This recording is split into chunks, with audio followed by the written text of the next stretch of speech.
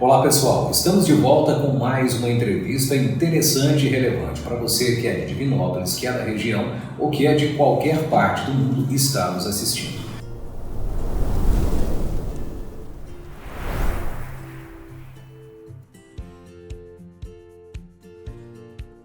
Hoje com o Carlos Ângelo. O Carlos é, na verdade, o dono do Alfa Pré-Vestibular em Divinópolis, mas dono também de uma franquia de EAD. E a pergunta que fica, uma pergunta interessante, seria a seguinte: por que conversar hoje nessa situação de coronavírus com alguém que trabalha com a educação se as escolas estão fechadas? Mais especificamente, por que conversar com o Carlos, no contexto de Divinópolis? A resposta é muito clara. O Alfa, que é um pré-vestibular da cidade, e o polo de EAD da Estácio, que também é dele, tem uma história interessante com o EAD. Mais do que isso, eles captaram uma tendência que com o coronavírus nós estamos percebendo que é fundamental. Carlos, enorme prazer tê-lo aqui para conversar conosco, para conversar com um monte de gente que nesta altura do campeonato deve estar se perguntando o que a internet pode fazer por mim nesse momento, não é isso? Ô Márcio, prazer é nosso falar com você, falar com o que te assiste através das redes sociais. A internet pode ter um poder de transformação muito grande, né? Ela não pode tudo, mas ela pode notificar assim, uma parte significativa. Eu acho que esse momento que a gente atravessa exatamente do auge da crise do coronavírus, né? Esse choque que aconteceu, que a gente está passando por ele exatamente nesse momento, está mostrando para a gente que trabalha na educação da relevância maior ainda até, né? E empurra a gente no sentido de tomar decisões, acelerar decisões mais rápidas, para passar a usar essa ferramenta que é, sem dúvida nenhuma, super importante no processo de comunicação e de educação. Nós tínhamos em mente conversar um pouco sobre o Alfa, mas eu vou me permitir conversar um pouco sobre a Estácio também. Já faz algum tempo você é proprietário de um polo da Estácio aqui. A gente trabalha com ensino à distância, mas na verdade desde 2008 foi a primeira turma. Na época era com a faculdade COC, lá de Ribeirão Preto, depois o COC foi incorporado, né, pela faculdade Estácio. Então a gente já tem uma estrada de mais ou menos 12 anos em educação à distância. O primeiro contato que eu tive, na verdade, com isso foi em 2013, eu visitei uma unidade lá em Londrina, no Paraná, e ali em 2003 estava muito incipiente. Eu falei, não, acho que ainda está um pouquinho cedo, mas aí passou um período de uns 5 anos. Em 2008 a gente foi e trouxe para Divinópolis essa ideia do ensino à distância. Mesmo ele tem se transformado muito, Márcio. A gente iniciou aqui em 2008, 2009, até 2014 mais ou menos, com aulas que eram no modelo semipresencial. O aluno recebia o conteúdo virtualmente, mas ele necessariamente, uma vez por semana, tinha que se deslocar até a escola para assistir às atividades de sala de aula. A Estácio, ela compra a faculdade COC e ela já nasce com um modelo de educação à distância totalmente online, e a gente, inclusive, que trabalhava com isso, até resistiu um pouco, né? Meu Deus, o aluno não vai vir mais, como é que vai se dar o contato entre a faculdade e o aluno, né? Mas hoje já passou um tempo, o modelo EAD já se consolidou, e é um fato, né, Márcio? A previsão é que já a partir do ano que vem, a previsão inicial é 2021, mas eu acho que em 2020 agora, já o número de alunos estudando educação superior à distância no Brasil já é maior do que aqueles que fazem educação presencial. Isso é transformador, né? Como eu já te conheço, como nós já conversamos, eu sei da sua preocupação com qualidade de educação, que é também uma preocupação minha. A grande pergunta que fica é a seguinte: é possível oferecer uma graduação de qualidade para quem se preocupa com qualidade? Não só quem contrata o serviço, mas também quem o oferece, fazendo o modelo EAD? Ô Márcio, é porque o papel central no processo de aprendizagem é do aluno, né? Isso é central. O aluno, quando chega na graduação, ele já está mais amadurecido, né? O perfil do nosso aluno de ensino à distância, ele tem uma idade um pouquinho maior, né? Em média uns 5, 6 anos maior que a idade do aluno do ensino presencial, então ele já está um pouco mais amadurecido, e às vezes há demandas também profissionais que ele tem que cumprir, né? Ele precisa de uma promoção, ele tem que se especializar numa área, ele quer aprofundar algum conhecimento que ele já tem. Então, assim, dá para fazer um curso de qualidade, sim, E é uma pauta que eu permanentemente levo nas reuniões que a gente faz com o staff, né, eventualmente nos workshops, nos congressos que a gente participa, porque eu acho essencial. Você pode oferecer esse negócio de altíssima qualidade fazendo virtualmente, né? Mas se o aluno não participar do processo ativamente, aí nem na escola, né, tradicional, nem no ensino de distância você vai ter resultado. Essa me parece, aliás, a frase-chave e a ideia-chave. De fato, tenho a mesma impressão. Se nem o aluno participa em sala de aula com o professor diante dele, de fato, eu acho que não há possibilidade de resultados significativos. Você falou em 2008. Isso, acredito, o coloque na primeira leva de empreendedores de ensino à distância superior em Divinópolis, não? No primeiro grupo. Márcio, eu sinceramente eu não lembro assim, dos players, né, na verdade, na época, né, mas eu acho que já tinha, assim, mas era bastante incipiente esse processo, né? Ele cresceu, se consolidou, né, Márcio? A gente tem casos de estudantes que estiveram conosco, né, que tiveram muito sucesso, trabalham hoje em grandes escolas da cidade, fizeram concurso, foram promovidos, trabalham até fora do Brasil, a gente tem relato. Essa seria a minha outra pergunta. Já faz um tempo que você trabalha com o polo, ou seja, foi possível acompanhar já uma quantidade razoável dessas pessoas em sua inserção no mercado? Exatamente. E o que a gente percebe, Márcio, é que aqueles alunos que tiveram uma condução séria, né, do curso que ele estava fazendo, né, normalmente eles oferem bons resultados profissionais lá, né? No ensino à distância, Márcio, eu acho que a grande mudança é que você é mais ainda um agente disso, né? Mas é um papel também que transforma, né, a EAD, ela transforma um pouco o papel tradicional do professor em sala de aula. O professor deixa de ser o único detentor de um conhecimento, né? O conhecimento, a rigor, hoje, qualquer assunto está disponível na rede, né? Com baixa qualidade, com mais alta qualidade, é preciso aprender a filtrar isso, né? Então, esse papel, né, do profissional da educação, hoje, desconhecer a possibilidade das ferramentas digitais de jeito nenhum, né? Mas a gente se inteirar das ferramentas e conduzir o aluno no melhor aproveitamento disso, acho que é papel central agora daqui para frente. E o menu de serviços também é muito grande, por exemplo. Um polo como o de Divinópolis consegue oferecer vários cursos, é isso? Hoje, a gente trabalha com mais de 80 cursos de graduação, são 84 cursos. Tem curso até muito legais, gente, vale a pena até um passeio lá pelo site da Estácio, até para conhecer áreas, inclusive, que a gente desconhece, né, que já existem cursos superiores, né? A gente tem curso, por exemplo, de investigação criminal forense, curso superior nisso, curso de gerontologia, trabalhar com a qualidade de vida da terceira idade, né?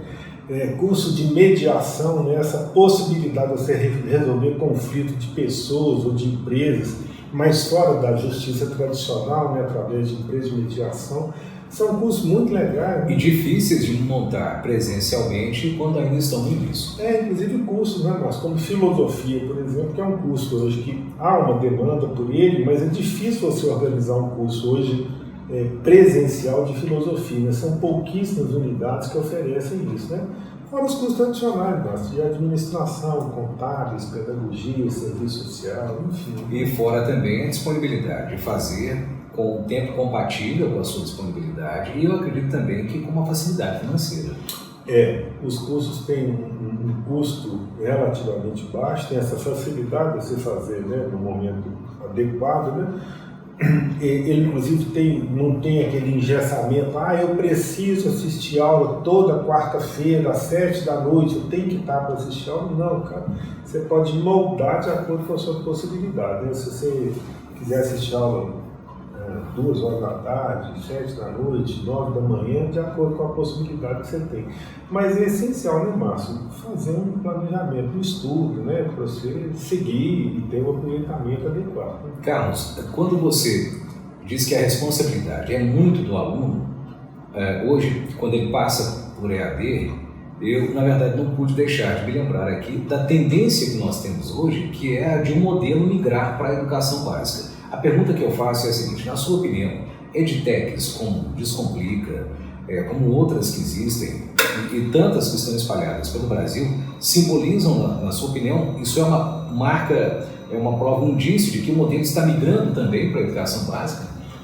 Ô Márcio, não dá para desconhecer porque a geração que está aí, né, é uma geração já nativa da era digital, né, diferente da gente que somos imigrantes nessa questão, né. Então, assim, é meio que natural, né, que a pessoa, o cidadão está crescendo nisso agora, ele vai realmente usar mais do que a geração anterior usou as tecnologias digitais, né. Eu não tenho dúvida que chega assim, já é uma tendência mesmo, né, as grandes redes. Apesar de educação, eu queria até pontuar isso, não há uma verdade absoluta, não há um caminho só, né? Eu acho que o que a ferramenta digital possibilita são os múltiplos caminhos que você pode seguir para o resultado final, né? Tem um dado muito interessante, Márcio, segundo estudos, 60% dos alunos que ingressam hoje no ensino fundamental, né? A criança que vai lá para a escola, 60% desse aluno vai trabalhar daqui a 20 anos num negócio que ainda não existe, cara, numa profissão que não existe. Isso é muito relevante. Você imagina o papel da escola preparar um aluno para um futuro que você não sabe qual vai ser, né? E algumas profissões desaparecendo. Isso, quais vão ser as habilidades, né, que o aluno precisa desenvolver, as competências que ele tem que ter, né? Mas sem dúvida, né, Márcio? Dá para listar algumas assim, né? A habilidade relacional, né? Que é até um contraditório com a tecnologia, né? Porque a tecnologia nos impõe um certo isolamento, né? Um ensimesmamento, você cai em si mesmo, e ela não é muito dessa interação das pessoas no corpo a corpo, né? Uma interação virtual. E eu acho que uma grande habilidade que vai ter que ser desenvolvida, né, por qualquer profissional é essa capacidade de se relacionar com o outro, né, de empatia, de solidariedade, porque senão a gente vai... Inteligência emocional, inclusive. Isso, sem dúvida. Carlos, uma situação interessante, a migração do modelo para a educação básica permitiu, em alguns locais, situações como a do Alfa. Vamos agora para a questão do pré-vestibular. Me chamou a atenção o fato de que o coronavírus literalmente criou um problema muito sério para a maioria das pessoas.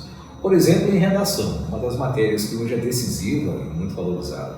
Ao contrário do que acontece em muitos locais, o sistema do Alfa não precisa parar e talvez alguém que esteja nos assistindo não tenha entendido como a coisa funciona, mas ele não precisa parar, ele não precisa ser interrompido, os meninos podem produzir, podem ser corrigidos e orientados virtualmente. Essa é outra tendência. Como é que funciona aqui, para quem não sabe? Então, a gente hoje utiliza, né, algumas plataformas digitais, né, os alunos têm acesso aos parceiros da gente nisso, o SAI Digital, que é uma organização lá do Paraná, que fornece material didático e disponibiliza uma plataforma digital com videoaula, com exercício, com revisão. Você, inclusive, calibra, né? Eu quero que o aluno passe de fase naquele exercício. Se ele acertar um determinado percentual, a escola pode interagir com essa ferramenta, né? A editora Polo de Belo Horizonte, que a gente trabalha, também disponibiliza uma ferramenta virtual muito bacana, muito simples de navegar, está disponível para o aluno agora. A gente trabalha com evolucional em simulados, que o simulado ainda ele é presencial, o aluno faz no papel, mas o resultado é digital, ele acessa uma plataforma com correção, com as orientações. E a Redigir, que é uma plataforma de redação que a gente esse ano acho que abraçou essa causa assim, definitivamente, né? O aluno entendeu e está sendo muito útil, né? Hoje a gente está gravando aqui no dia 20 de março de 2020, a gente acabou de disponibilizar um tema de redação para o aluno, mesmo em quarentena, poder fazer. Ele faz o tema, digitaliza, manda para correção, vai ter o feedback disso, mesmo que ele tenha que ficar quieto em casa. Isso não parou de funcionar, né? Isso me chamou a atenção, porque talvez as pessoas não entendam que essa é uma tendência da educação que não substitui, eu achei muito prudente a sua colocação, a presença do professor, mas que é um dado da realidade incontornável e que em momentos como esse é fundamental. Carlos, eu guardei uma fala sua. Sobre EAD, você disse o seguinte: essa questão da qualidade do curso passa muito pelo aluno. Claro, a instituição tem que ser boa e o conteúdo precisa ser de qualidade, disponibilizado na hora adequada. Mas é preciso que o aluno faça a sua parte. A minha pergunta seria a seguinte: com as edtechs, com as empresas todas que dão suporte, hoje eu acho que é possível pensar, por exemplo, aqui no Alfa, onde nós estamos agora, em outros locais, o aluno não precisa necessariamente temer a quarentena, pelo contrário, talvez ela se torne um período até de recolhimento, mas também de estudo ou não. Márcio, eu acho que essa quarentena foi uma imposição, assim, eu acho que o mais difícil dele é o choque cultural, né? Porque não é você sair de férias, né? Diferente disso, né?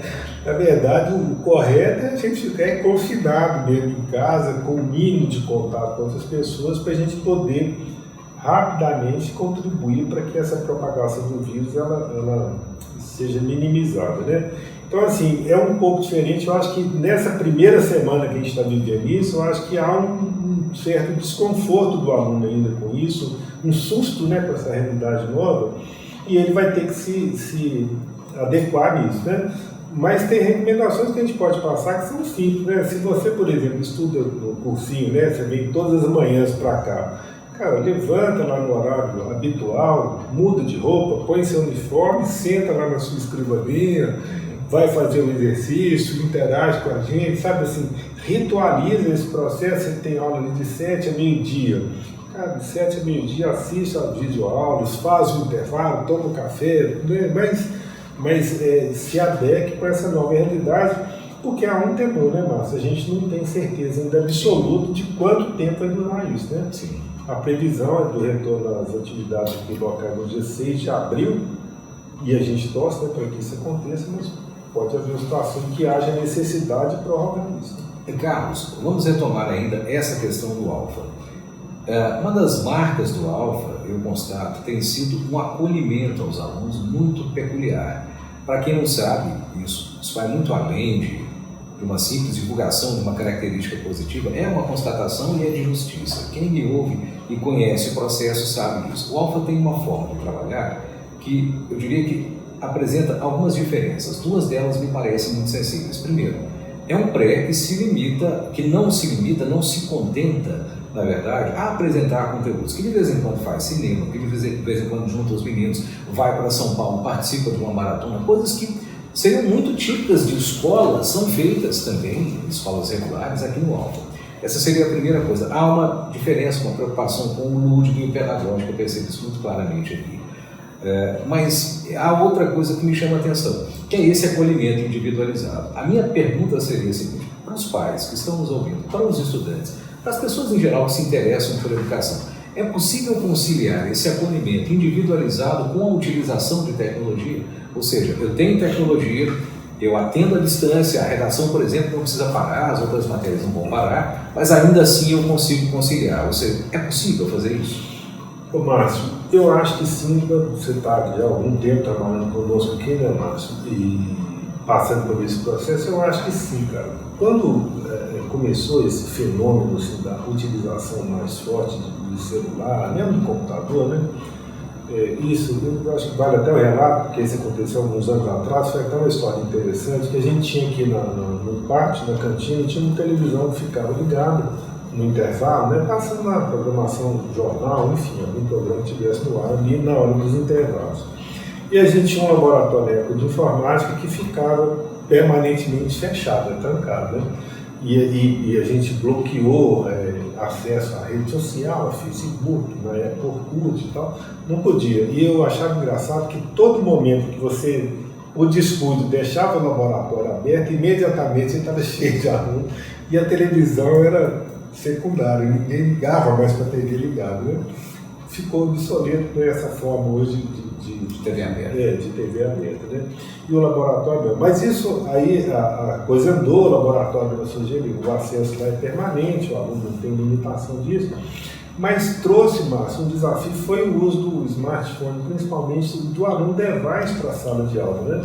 Que era polêmico, né? Como conviver, né, com a concorrência desleal, né? Você dando aula lá de cálculo, geometria espacial, e o aluno podendo ver um vídeo bacana, um filme, né, um game na internet e tal, em tempo real.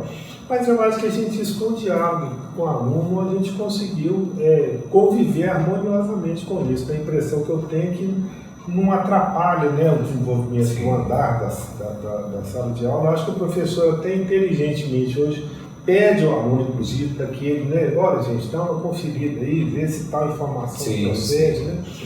Então acho que foi uma transição suave. Mas foi muito bem lembrado, porque a história do smartphone na sala de aula, ela é a história da progressiva, embora difícil, assimilação pelos educadores da onipresença do celular. Ele está em todo lugar, todo mundo tem. Ou nós o assimilamos ou nós ficamos à margem do processo, verdade. E hoje, por exemplo, aqui em todas as escolas, as pessoas interagem com o grupo. Eu desconheço uma escola do Brasil, moderna, urbana, de um centro urbano, pelo menos mediano, que não tem alunos interagindo com os professores através de WhatsApp, e mandando exercício e recebendo exercício. Concordo, realmente. Então, e aí eu acho, mas talvez a gente falando um pouco aqui do modo de ser, né, do Alfa, né, essa questão da acolhida, de fato eu acho que é uma característica que eles têm, né?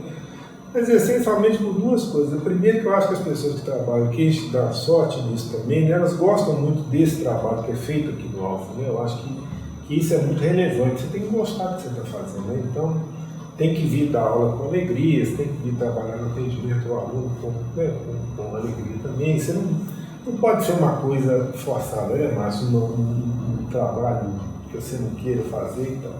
E com isso, eu acho que com esse acolhimento a gente consegue uma medida de muito respeito por parte do aluno também, né? Dificilmente a gente tem aqui no Alfa uma discussão, uma coisa entre professor e aluno, que às vezes a gente ouve relato de escola e eu falo, gente, eu acho que eu estou vivendo em outro planeta, porque aqui a gente tem uma relação harmoniosa com os alunos, né, de respeito e a troca de negócio. E inteligência emocional, como nós tínhamos falado. Carlos, eu vou terminar com duas perguntas em uma.